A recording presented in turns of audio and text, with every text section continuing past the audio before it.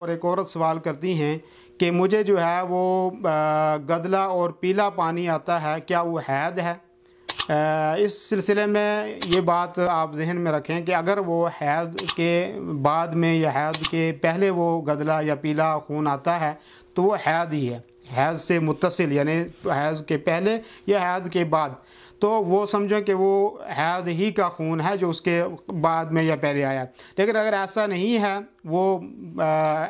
حیض سے پہلے یا بعد میں نہیں آیا ہے تو وہ استحاضہ کا خون ہے، یعنی وہ رگ کا خون ہے یا اضافی خون ہے۔ تو ایسی صورت میں وہ ہر نماز کے لیے آپ وضو کریں اور وضو کر کے آپ نماز جو ہے وہ پڑھ سکتی ہیں۔ اسی طرح جو ہے اگر حمل کی حالت میں کسی عورت کو گدلا یا پیلا خون آتا ہے تو وہ بھی استحاضہ کا خون ہے، اس میں بھی وہ کیا کرے گی کہ ہر نماز کے لیے جو ہے وضو کرے گی اور نماز پڑھے گی۔ تو ایسی صورت میں اس کو ہر وہ کام کرنا ہے کہ جو ایک پاک رہنے والی عورت کرتی ہے۔